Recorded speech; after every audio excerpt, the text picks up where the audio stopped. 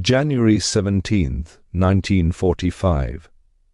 Somewhere in the Ardennes forest the snow fell in silence, not the peaceful silence of a winter's night, but the hollow quiet that follows catastrophe. Beneath a canopy of frozen pines, a column of German soldiers moved westward, not in retreat, not in advance, but in the stumbling gait of men who had already surrendered inside their own minds. Their boots left irregular prints in the snow. Some limped. Others stared straight ahead with eyes that saw nothing. Behind them, the distant rumble of American artillery rolled across the hills like thunder that would never stop. Oberfeldwebel Ernst Hoffmann walked among them, his breath forming small clouds in the frigid air. He had fought at Stalingrad. He had survived Normandy. But here, in these Belgian woods where Hitler's last great gamble had broken against American resolve, he felt something he had never felt before, not fear of death, but fear of what came after survival. In his coat pocket, wrapped in oilcloth, was a letter he had written, but would never send. It began with a single line: "We were told they would break. We were wrong." The letter would be found months later by an American intelligence officer, tucked among the personal effects of a prisoner of war. It would be translated, filed, and eventually archived, one small document among millions that told the same story in different words. The Germans had not simply been defeated, they had been shocked into disbelief by something their ideology had told them was impossible, that a nation of soft, pleasure-seeking individualists could sustain a war of such brutal, methodical intensity. They had been taught, from the moment they put on the uniform, that America was weak, not weak in resources. Even Goebbels couldn't deny the industrial statistics, but weak in spirit. The propaganda films showed jazz clubs and movie theaters, automobiles and refrigerators, a people too comfortable to fight, too divided to sacrifice. German officers studied reports that emphasized American diversity as a fatal flaw. How could a nation of immigrants speak different languages, worshipping different gods, ever form the united will necessary for total war? In the early years, the evidence seemed to support this view. American troops in North Africa had been green, disorganized, and easily routed at Kasserine Pass. German tank commanders reported that American infantry would often surrender when flanked, that their artillery was strong but their tactics were predictable. Letters home from the Afrika Korps described encounters with an enemy that fought hard but seemed to lack the ideological fire that drove the Wehrmacht. One captain wrote in February 1943, "They fight like men defending a paycheck, not a destiny." But even then, there were warning signs. The Americans learned. After every defeat, they changed not their principles but their methods. They studied German tactics, rewrote their field manuals, replaced ineffective commanders without sentiment. What the Germans interpreted as lack of conviction was actually something more dangerous: flexibility, the willingness to admit error and adapt.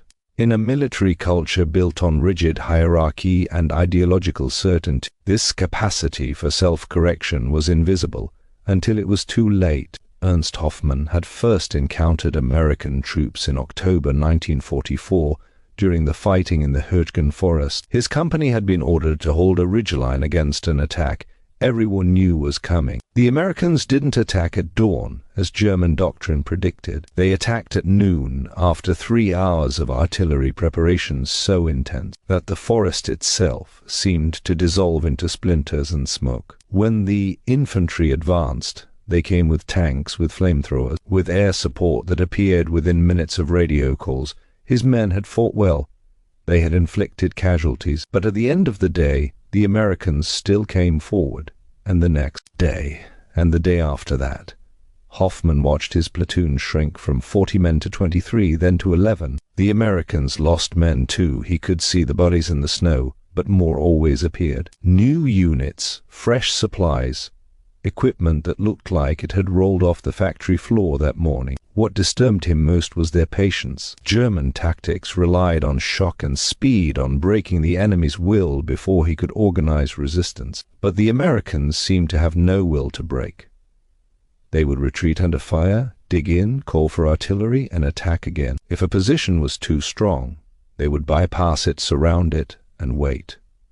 They never seemed angry, never desperate. They fought the way a man might clear stones from a field methodically, without passion but without mercy either. In his letter, Hoffman tried to explain this to his wife. They do not hate us as the Russians do, but they will destroy us just as completely. The Russians fight like men possessed. The Americans fight like a machine that cannot be turned off. The breaking point came in the Ardennes. Hitler's plan had been audacious, a massive armored thrust through the weakest point of the Allied line, splitting the American and British armies, capturing the port of Antwerp, and forcing a negotiated peace. For the first 3 days it seemed to work. Panzer divisions punched through American positions. Entire regiments were surrounded. The weather grounded Allied aircraft. German radio broadcasts spoke of another miracle, of the tide turning once more, but the Americans did not panic. While German commanders celebrated their initial success, American logistics officers were already rerouting supplies, redirecting reinforcements, transforming the entire theater into a machine designed for one purpose: containment. The 101st Airborne dug in a bastion and refused to surrender. Tank destroyer units fought, delaying actions that cost the Germans hours they couldn't afford to lose. And when the weather cleared, a sky filled with aircraft, not dozens but hundreds, a stream of metal and ordnance that seemed to have no end. Hoffman's battalion had been part of the spearhead. They had advanced 40 kilometers in 2 days, capturing fuel dumps and supply depots. His men had eaten American rations, canned meat, chocolate bars, cigarettes, in quantities that seemed obscene, and marveled at the waste. One soldier opened a crate expecting ammunition and found phonograph records and magazines. Another found a portable shower unit. They laughed at first, seeing it as proof of American softness, but then the counterattack began. American forces didn't just push back, they encircled. Units that had been retreating 3 days earlier now attacked from 3 directions simultaneously. German radio intercepts revealed a level of coordination that shouldn't have been possible. Infantry, armor, artillery, and air support moving together as if controlled by a single mind. Supply lines that had seemed secure were cut overnight. Fuel trucks that should have arrived never came. The cold, which had been an ally, became an enemy as winter uniforms failed to materialize. By January, the offensive had collapsed, not slowly, not with the dignified withdrawal of an army preserving its strength, but in a cascade of surrenders. Men who had fought across Europe simply stopped fighting. They walked toward American lines with hands raised, faces blank, the fight gone from their eyes. The POW camps were another shock. Hoffman had expected brutality, the propaganda had promised it. Instead, he found efficiency. The camps were organized, supplied, heated. The food was monotonous but sufficient. Medical care was provided. Red Cross parcels arrived on schedule. Guards were stern but not cruel. The overwhelming impression was not of punishment but of process, as if the Germans were raw materials being sorted for later use. What unsettled the prisoners most was the abundance. American soldiers guarding the camp wore clean uniforms and ate hot meals. Supply trucks arrived daily, sometimes multiple times per day. The guards threw away cigarettes that were half-smoked, discarded rations that were barely touched. One prisoner, a former schoolteacher named Klaus Müller, kept a diary that would later be studied by historians. He wrote, "They do not hoard, they do not save. They waste because they know more is coming. This is not wealth, it is a kind of confidence that terrifies me." The prisoners talked among themselves, comparing experiences, trying to make sense of what had happened. The Eastern Front veterans spoke of Soviet brutality, of a hatred born from suffering. But the Americans were different. They had crossed an ocean to fight a war that didn't threaten their homes. They had built factories, trained armies, and sustained operations on 3 continents, simultaneously, not because they were desperate, but because they had decided to. This was the revelation that broke through the propaganda. America wasn't weak despite its freedom. It was strong because of it. A system that allowed dissent also allowed innovation. A culture that valued individual initiative produced soldiers who could think for themselves. An economy built on competition and reward generated wealth that could be transformed into tanks, ships, and aircraft faster than any centrally planned system. The very things the Nazis had mocked, democracy, capitalism, diversity, were the sources of American strength. In March 1945, Hoffman was interviewed by an American officer as part of a routine intelligence gathering operation. The officer asked him about morale, tactics, the state of German defenses. Hoffman answered truthfully. There was no point in lying anymore. At the end of the interview, the officer offered him a cigarette, an American cigarette. Lucky Strike, smooth and strong. "Why did you lose?" the officer asked. Not cruelly, but with genuine curiosity. Hoffman thought for a long time. "We thought you would become tired," he finally said. "We thought if we made the war long enough, expensive enough, you would negotiate, you would let us keep something. And you have the patience to fight a long war and the strength to make it relentless. We understood one or the other, but not both." The officer nodded and made a note in his logbook.